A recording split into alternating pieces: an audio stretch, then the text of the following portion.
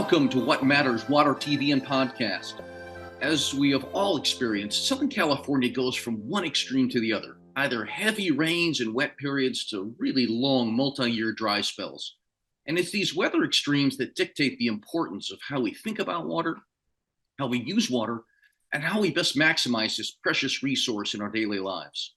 I'm Charlie Wilson, I'm your host. I'm really excited today to share with you some of the most creative and effective examples of how one community is fundamentally changing the way we think and we relate to water. Here in Southern California, the city of Long Beach has become a true leader in water use efficiency. And today, our conversation is going to take a deep dive into not what programs look like so much, but how do customers experience, how do they take advantage, and what difference does it make in those individual lives? So thanks for being with us, and let's get at it.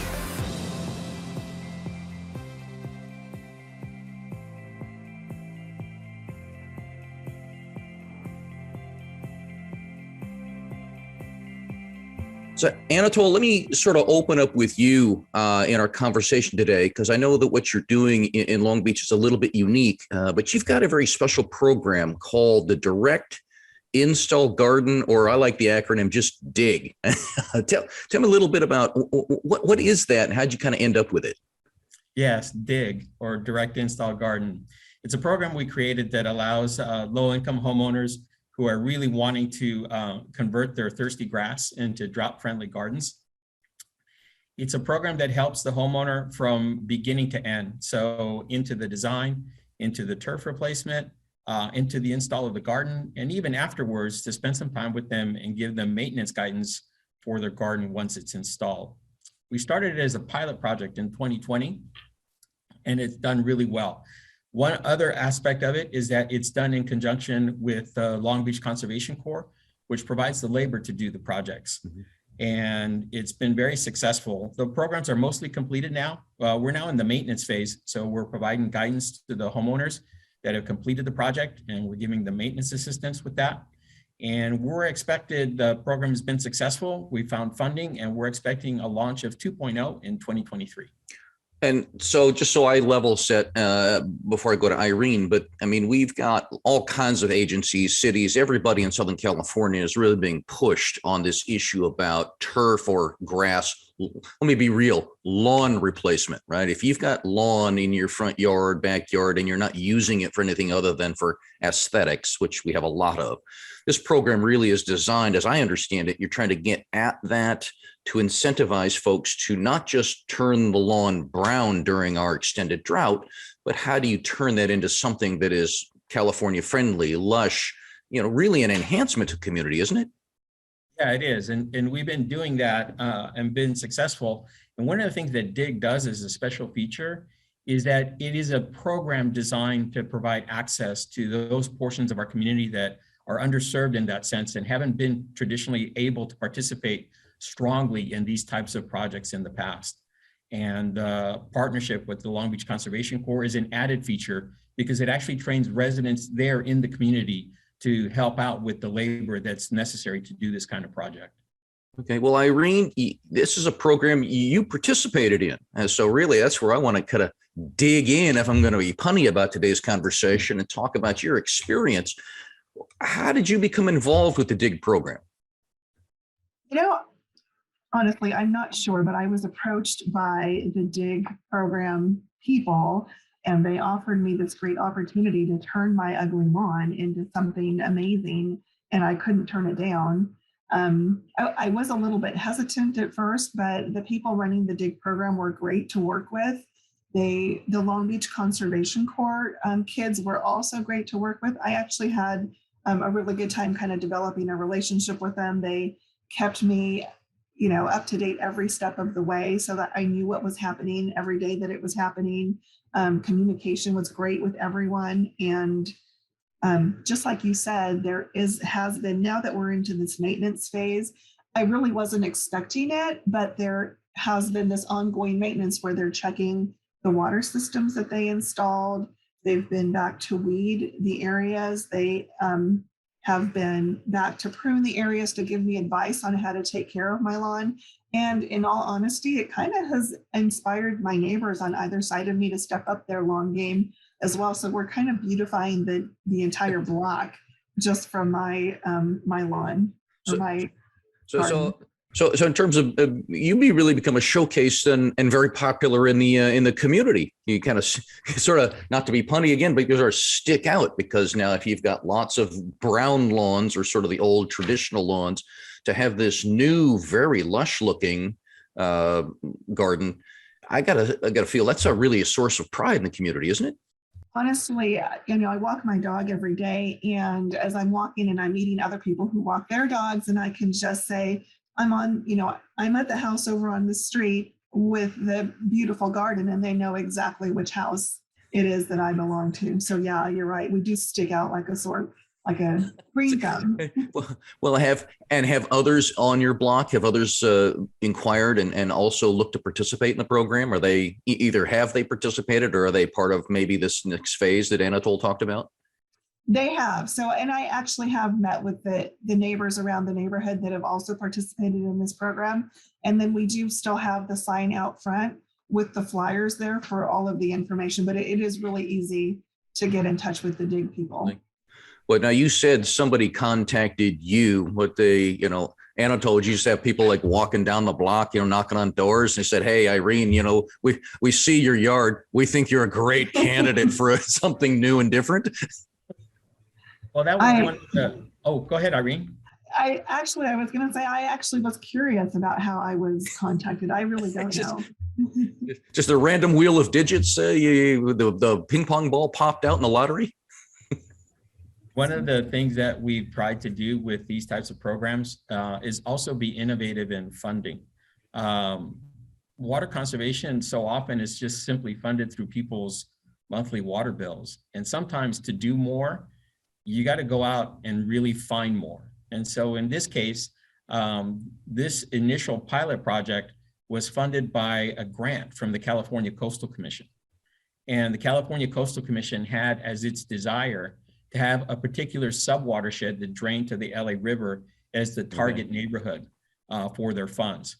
If there could be not only water conservation, but a reduction in the potential for runoff to the LA River, with the corresponding urban runoff and all of those water quality issues, the California Coastal Commission was actually interested in funding this kind of project. So in Irene's neighborhood, that was the target zone for this grant funding. We also paired it up with additional funding from the Metropolitan Water District from Southern California, which has as its goal throughout Southern California to promote these kinds of projects too.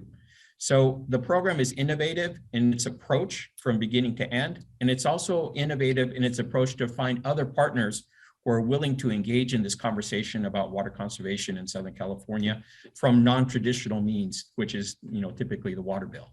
Right. So Irene, I mean, you got selected. They literally, I guess, knocked on the door. You were in a particular area the Coastal Commission was most interested in. I mean, a lot of people, it's like, yeah, great. That sounds really nice. You want to redo my yard. What did you have to do? Or did they just kind of come in and say, we're going to take care of everything? They definitely came in and said they would take care of everything. As luck would have it, of course, and this is the story of 2020, but they started the lawn and then the pandemic hit. So it did specifically for me require a little bit of patience, because it halted the program very briefly, but all in all, it did halt the program during that time. However, they had the lawn installed and put in by the time I had my family over for Thanksgiving dinner, and it was absolutely beautiful. Nice. Well, would you have done this kind of program on your own if they had not selected you or pulled you out and made a very specific proposal? Is this the kind of thing that you would say, hey, you know what? It's time I kind of did something about this yard, and how do I find the tools to make this happen? Would that have happened without this? Absolutely not.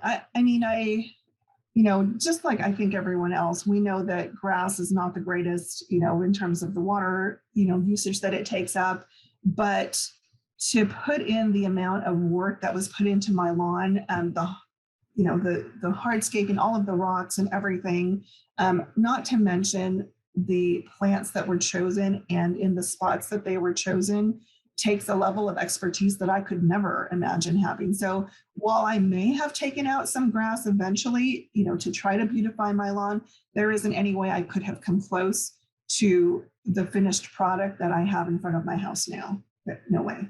And so what's it like now that it's in? You talked about how they've come back in terms of the maintenance and whatnot. I can also see where, when you do new lawns and a lot of things are new gardens, they're really nice when you first put them in. They look really organized and just like they had it on the plot when they mapped it out. And then, give it 6 months to a year. It's like, holy cow, these things actually grow and they do really well without a lot of water. Have you found any kind of issues with maintenance or people coming in and kind of keeping it the way you originally designed it?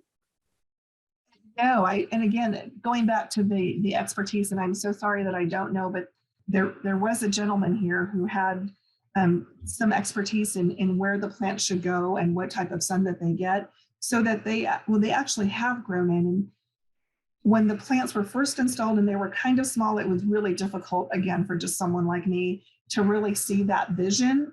But the lawn architect had a vision, and it has pretty much come to fruition the way that he said it would. He said that the different plants would eventually grow in and join together and kind of make one large bush, and they have, and it smells wonderful. It's really beautiful, and it has cut out on any weeding that I've had to do. It has grown in the way that he said that it would. So the maintenance is really not an issue. It's is it actually easier than the lawn? Yes, in terms of the daily watering, the clippings. I don't have a landscaper anymore coming to my lawn. There is a little bit of trimming here and there that I do have to do. All of these plants, they're flourishing. They're growing, gangbusters, and they're beautiful. They've also helped to impede a little bit of that view from the street directly into my house, which I appreciate. Okay. Every single day. So you get a little privacy to go with it. It's more nice. privacy than grass ever provided. Yes. Well, Anatole, let me come back to you for a second, because, we talk about this in the water business, and, we can be really technical, my term, water geeks, and, how the science that goes into this. And I got to ask, putting these pieces together, how did that come together? Who is the mastermind? Because as what Irene's just described, what I hear from a lot of customers in other places is, hey, incentives are nice, dollars and cents, but what's the threshold that gets me to move? And it sounds like in this case, because you were able to take landscape architects with Conservation Corps combined with some funding incentives. We use the term, turnkey. This is as easy, it sounds to me, as it's ever going to be. How did you end up finding all those pieces and bringing them together? It's a team effort here at Long Beach. So conservation staff, I think when pressed to be innovative, conservation staff here at Long Beach has been relentless in terms of finding these aspects of ways to redesign programs and provide access to different portions of the community that haven't been able to participate in the past. So when we talked about this type of program, one of the key elements was, how do you manage costs? Because for homeowners that are trying to do it all on their own, costs go in a particular direction. But this type of program has to manage costs and keep them contained.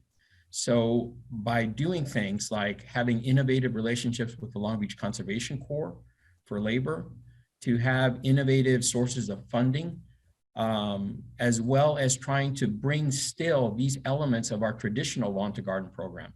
So in our traditional lawn to garden program, we're all in as well. We offer homeowners the ability to design. So we have designers that are available to them, and we have the maintenance aspect as well. But in this case, I have to give credit to the staff. They've just been phenomenal in this never-ending pursuit of trying to find other sources of funding. And more recently, I think something that's going to probably be featured going forward in these types of programs is we've got the federal government involved. So the U.S. Bureau of Reclamation is now providing the funding. Wow, I think I'm used to saying, good news, bad news. Good news, feds are involved. Bad news, the feds are involved. But you've got state money, local money, federal money, all being, my term again, consolidated or concentrated within a specific focus and coordination at the local utility. Are there others that you know of in the industry that are doing this, or is this something that Long Beach is really like way out on front, modeling for others? Well, I like to believe we're way out in front. But I think it's something that our goal is not to be way out in front and not share this with everybody. The more that Southern California can participate in this manner is going to be incredibly important in the future. What's ahead for us in Long Beach and what's ahead for Southern California is going to be a need to participate at all levels with all kinds of ways to change our water use. We know from the headlines that things are getting increasingly difficult throughout. And it's going to be incumbent upon us to never stop innovating and finding ways for all of us to participate in this new way to use water in Southern California. Well, I got to tell you, I'm really intrigued by it, but it all comes back again to Irene. It comes back to you. It was a good experience. Have you actually saved money and saved on your water bill? Or did you also find that, you got this great new lawn, but it's about the same? Oh, no, absolutely. We have saved on our water bill. And even from a perspective of, being a good citizen, a good world citizen, and not wasting the water on the lawn, that has saved my conscience even more. But so yes, savings on both fronts for sure. Well, I know we talk a lot about, again, in that big macro world, that the urban use is about 10% of our total water. But as we're saying here, for the homeowner, it's about 60% of what we use at home. And for every drop you're able to save with this beautiful new lush garden setting, that's water that can be used for drinking water purposes, which is its intended use for particularly as you try to do things like solve housing crises and be able to still manage the entirety of the formula here within Southern California. I got to tell you, this has been a phenomenal program from what I can see. Anatoly, are you willing to come back at some point and talk to us about phase 2 and whether or not the success is still there? Because I would love. That's our goal. Well, I'd love to be able to share this and cross it with the folks at the state, again, as we talk about how to do all the above approach. Yes. And that's what we're about in Southern California. We're going to manage, we're going to conserve, we're going to use water wisely. That means wasting less, but then we're going to continue to work on what are those new sources. So we look forward to doing that. Irene, Anatol, thanks for this part of it. We're going to come back in a minute and talk again about some other innovative programs where we're managing water, using it more wisely here in Southern California. Thank you both. Thank you. Thank you. Welcome back to What Matters Water TV podcast. And I'm with Anatol Faligan with the city of Long Beach. And we're going to shift a little bit and kind of talk about indoor water use efficiency. But again, this is a unique kind of a novel program, Anatol, that you've come up with. And I'm going to go through the entire acronym for a minute, but it's the Direct Installation of Multifamily Efficiency, or DIME. Now, that's a mouthful to try to get out and talk about it, but what is this DIME program and how did you end up coming up with this? We started coming up with this concept of direct install for multifamily efficiency when we started crunching data, if you will, or getting information from a number of different perspectives. We actually held focus groups with tenants in multifamily residences in disadvantaged communities or underserved neighborhoods here in the city of Long Beach. And that survey revealed some interesting perspectives from their part. As tenants, they had a connection to water. They understood very clearly, but in many cases, whether there was fixtures or problems with them, leaks or things that needed to be done, many times in the survey, tenants expressed a reservation. They weren't really sure if that was the kind of thing to bring up with the landlord, because in the end, you wind up sounding a little too much like you're raising too many issues. And let's just be fair, many times in a landlord relationship, that's something that they don't want. So that tension was one element here that presented us with an opportunity to think about. Another element for us in the city of Long Beach is that half of the residential population in the city of Long Beach is in multifamily residences.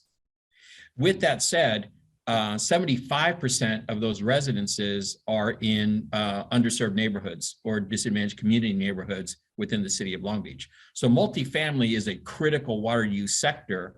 And when you talk about reaching out and providing greater access to underserved communities or underserved neighborhoods, this represents another critical element.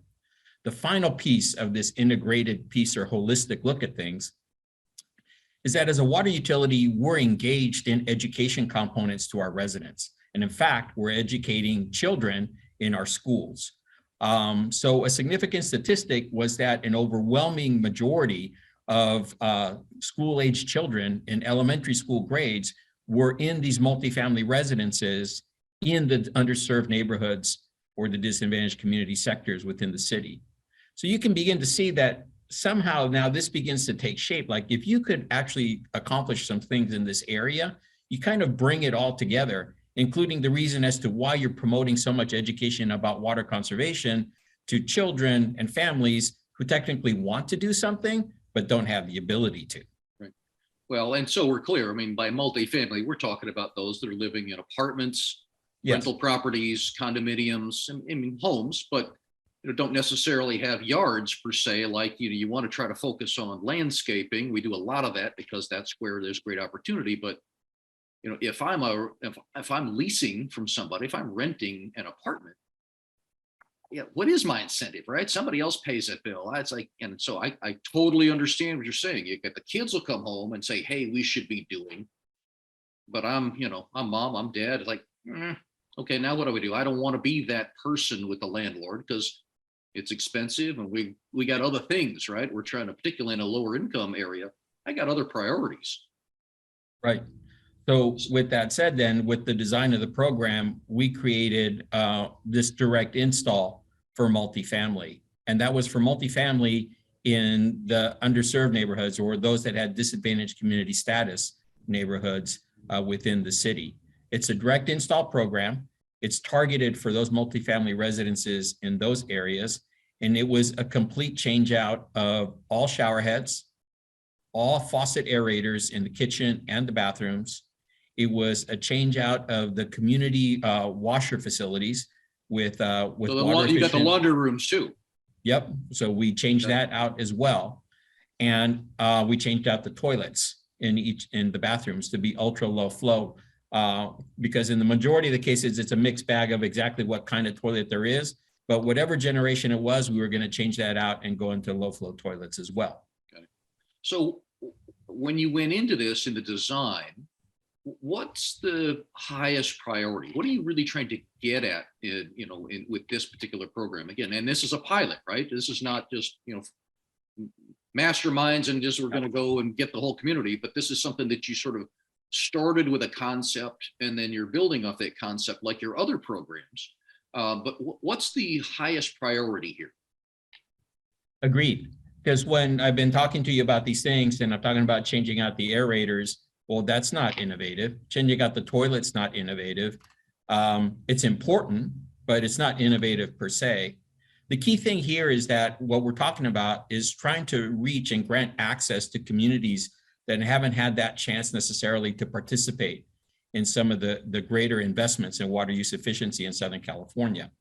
At the same time, though, that means for me as a utility, I have to find a way, in essence, to make these funds available to do these programs that doesn't wind up tying me in knots with other elements of water utility finances, which is, in the state of California, I have to have cost of service basis, and I can't have a customer subsidize another customer. I won't go into the details, that's just the way it is.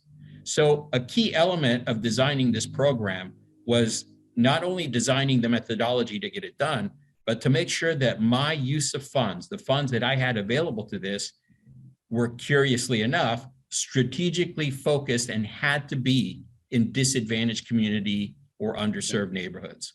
And so that was twofold. I had the ability to work with Metropolitan Water District, who upon application for these granted these funds to be used in that kind of neighborhood. I also took advantage of the fact that we in Long Beach are blessed with being a natural gas provider to the city. We're a municipal natural gas provider, and consequently, we have access to another sort of set of funds, which is called AB 32 funding. And AB 32 funding is tied to greenhouse gas emission reduction. And as a consequence, I can target that pot of money for water. Hold on, you're wondering, how can I tie it to water? It's because anything that uses hot water, I can use that as greenhouse gas reduction, assuming that they're gas water heaters powering this. So the innovative aspect was, aside from many things, was this key element that if I can find ways to target funds to be used in disadvantaged communities, I have an ability to make this program work, notwithstanding trying to make sure that I design it properly and get it done cost efficiently. So what has been the response from, I assume is going to be your property owners, property managers, as opposed to residents? Residents may raise the question, but what kind of response have you received from property owners? Where, do they care? Is this something that they are concerned with, or does this open up an additional sort of Pandora's box for them of other things that they need to take care of? It puts together a whole host of benefits. We talked initially in your initial question about how the tenants get to participate, and that's obviously a benefit, but we're making changes to a structure that also provides benefits to the landlords. So in the end, the landlord, and many of these facilities are by nature of their construction, they're master metered. So there's only one water meter for the entire apartment complex. We're delivering results in water savings that in the end wind up being pocketbook savings for the landlord. And this is no small amount now.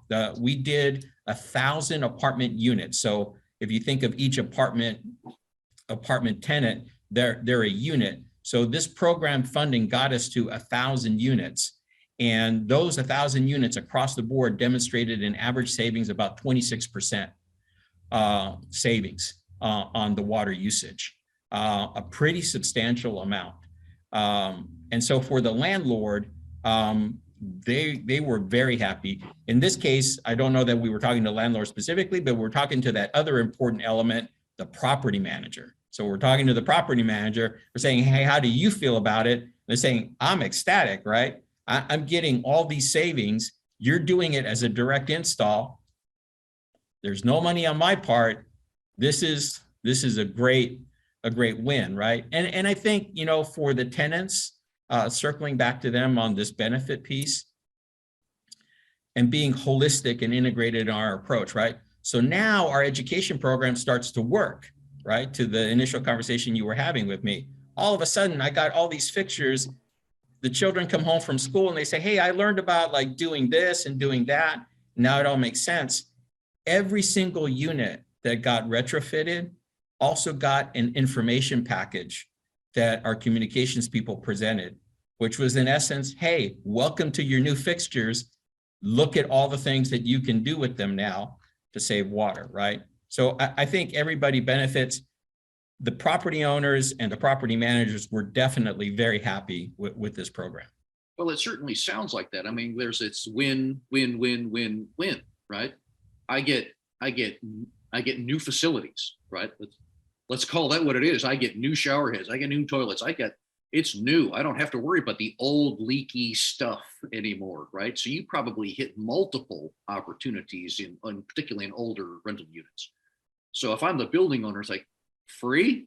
That's like IQ test. If I say yes, I pass. Building manager, I don't have to deal with the complaints anymore because now I've got new facilities, and to that bottom line, I'm managing to a lower number, which becomes a bottom line.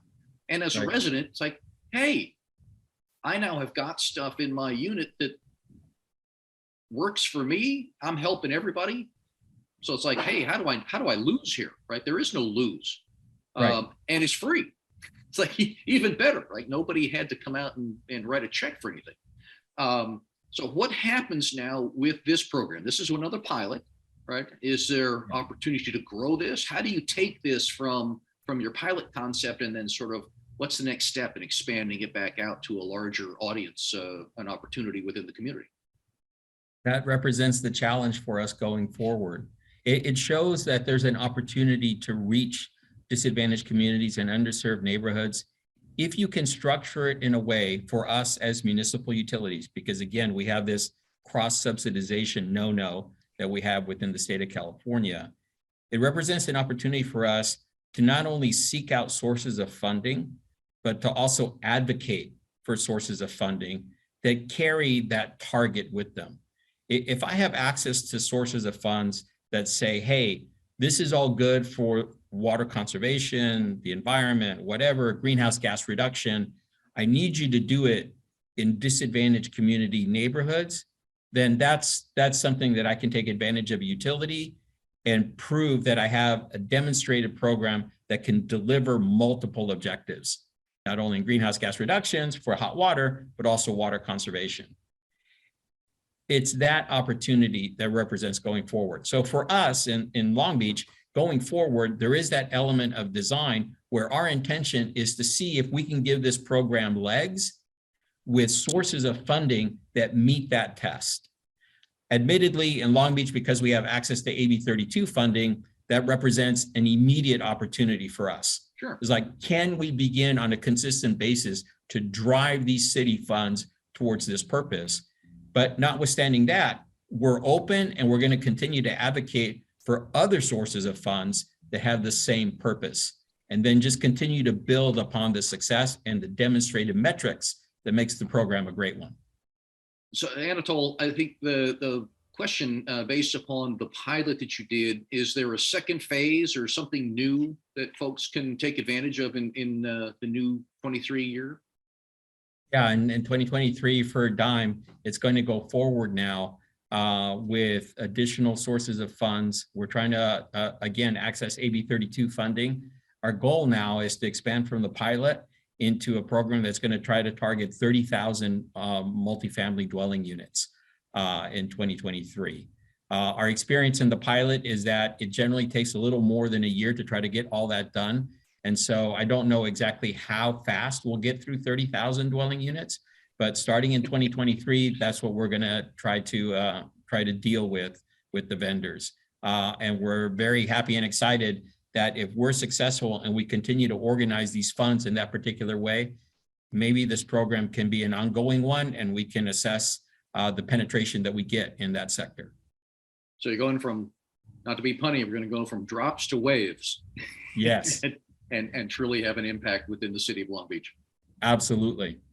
You're now going from talking about to actually demonstrating how do you provide equity, access, and affordability.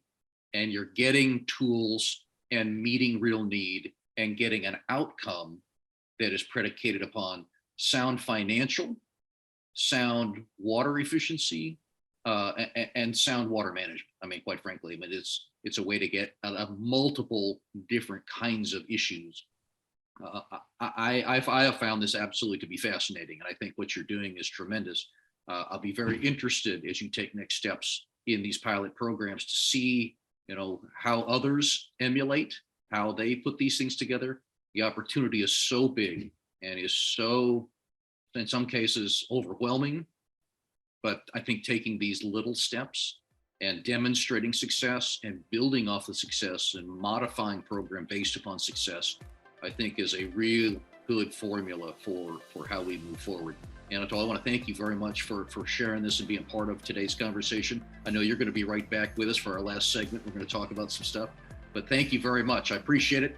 And I'm looking forward to hearing more about it in next year's cycle once you perfect it. And then we're going to see how others try to imitate you. Hey, we love imitation. Long Beach, the things that we're doing, we just want more and more people to do them. So absolutely. Thank you so much, Charlie. Anatol, thank you. Appreciate it. Well, welcome back. I am really excited for this segment to talk with Anatol Halligan with the City of Long Beach and with Anne-Marie Benz, who is with the California Native Plant Society, about another aspect of what Long Beach has been doing around this water efficiency element that has become so phenomenally successful and something we want to help share with the rest of folks. So Anatol and Anne-Marie, thank you so much for being part of today's discussion.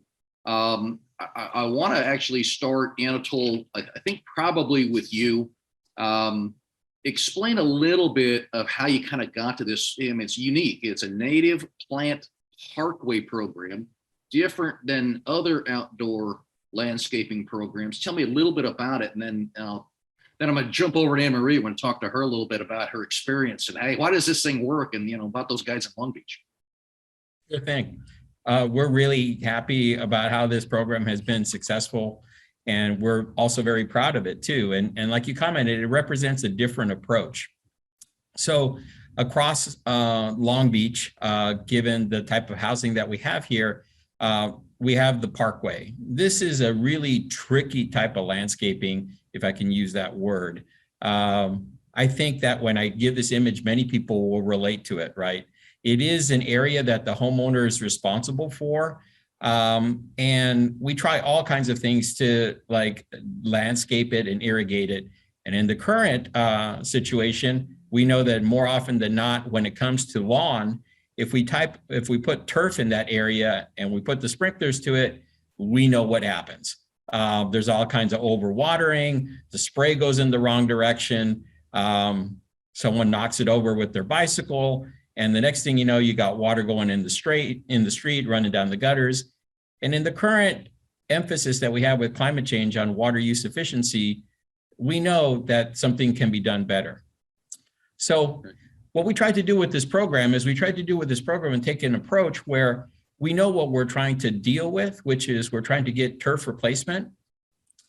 And we can now take another advantage, which is we can emphasize something that is also critical, which is California native plants, beautifying the landscaping, beautifying the area, and saving on water use by just simply cutting it down to almost zero when it comes to the needs for these plants. So, but what we're talking about, so people understand, we're not talking about the medians that the city has, but this is really that place between the sidewalk and the curb and gutter, as you said, usually has sometimes trees, sometimes grass, but inevitably when you're walking the dog or walking, with your babies with the stroller, that's where you're getting all wet because that's what's overspraying back into the yard.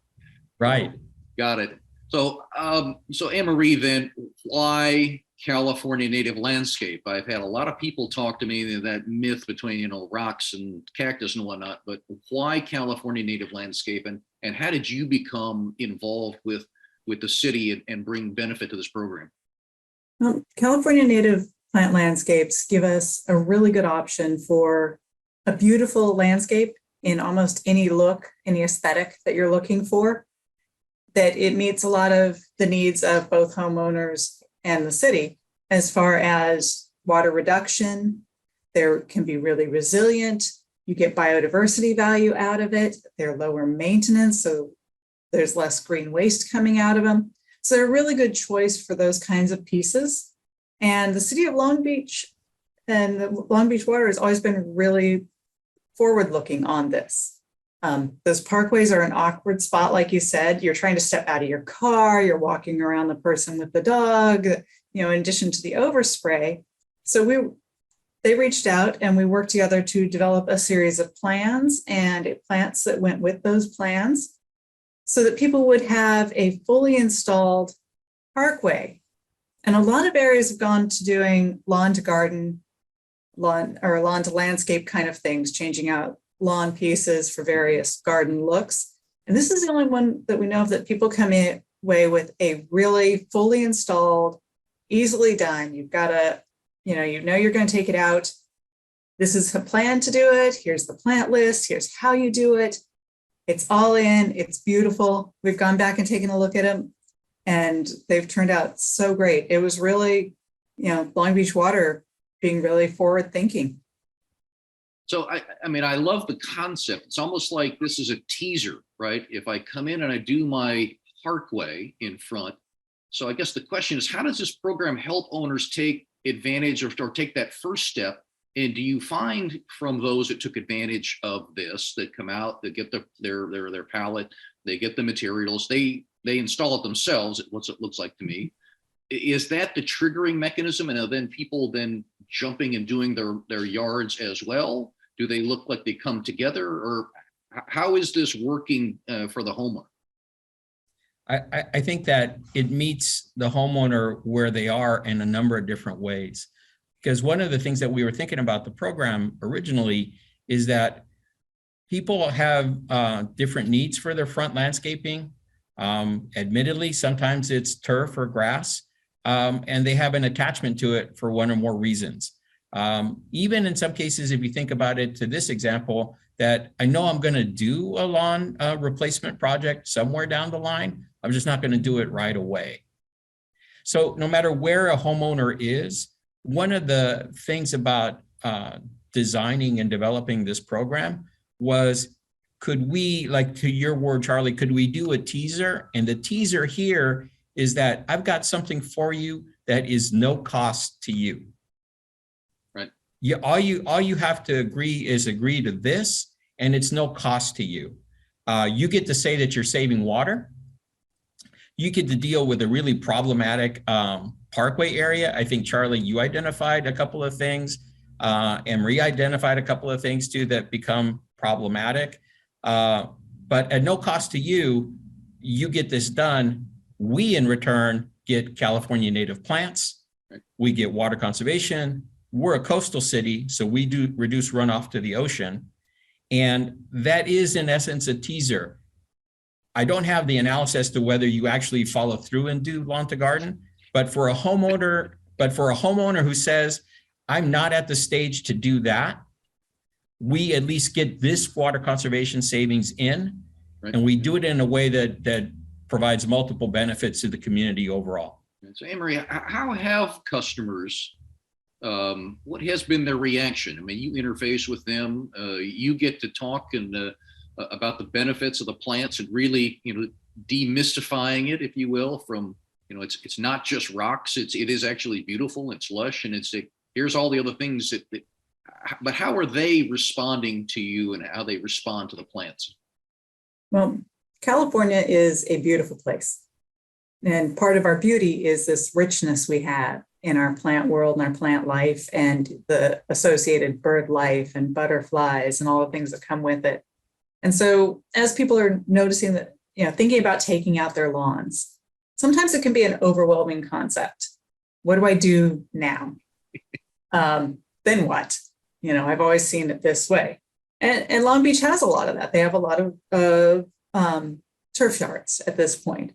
But when people are anxious about that, having a good, positive experience with the first one, having a successful garden, something they feel proud of, that their neighbors are noticing, that wasn't hard to do, a lot of them have really responded well to that. Like, okay, this isn't too much. I can see doing this. I can see where this could go. And they're able to look at the next piece of taking out a bigger portion of their yard, redoing sections that are front or backyard to meet other needs that they may have, because often turf isn't used. And there's so many other things they could be doing. Right. Well, it seems almost like a redecoration of the house, right? You don't need to tackle the whole thing. Let's just start with a piece here, a piece there, see how that fits. How does that work? I have kind of an idea of where I might want to go. And as they have the positive experience, people kind of take the next step and the next step and the next step. And eventually, we're just sort of taking care of the entirety of the community at that point, are we not? Well, and at some point you realize the lawn is looking a little outdated. It's like, hey, wait a minute. That avocado shag carpeting just doesn't fit like it used to. Was the brown carpet always brown? Yeah. Exactly. So Anatol, let me ask you, because part of this program is also because it's free to your customers, or it's free to citizens. All they got to do is follow a couple of simple steps. But how is it that you, as a public entity, as the city, how have you been able to pay for this kind of program? Because I know that's also a concern for those that may take a look at this. I may run a water agency or a city. I may have some, hey, it's a great idea, but where'd you go find the money? Is it some magic pot that everybody sort of missed and you found in the backyard somewhere? Well, that's an excellent question. For us as a utility, one of the key elements in bringing forward these types of programs is that we're mindful of the money and we're mindful of the investments that we make. And so in that sense, and intentionally, I think it's critical to the audience to understand that we didn't start this project as an automatic everyday program that we were going to do in perpetuity.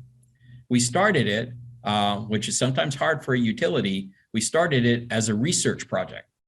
We started it as a pilot. And we started, admittedly, with a pilot program. We're so grateful that we have the partner in the California Native Plant Society. We started out with $100,000 for us as a utility. And we started to explore how this whole program could come together. You've heard here the commentary that we had kits. We had a certain amount of plants organized in particular ways to do it. This all sounds fantastic on the back end of it. It represents that element first of researching this and trying to figure out how can we make this work, and then looking at what the proof is. So I'm happy to say that with the program, we were in the neighborhood of 40,000 square feet of turf replaced, and our investment in this approach was about $1.50 a square foot. Last I heard, the state's falling all over itself, giving $2, $3. Our good friends in that bigger city called LA are doing $5. And here I am for $1.50, working with a partner that is a great partner here in California. And we're getting this done at about $1.50 a square foot.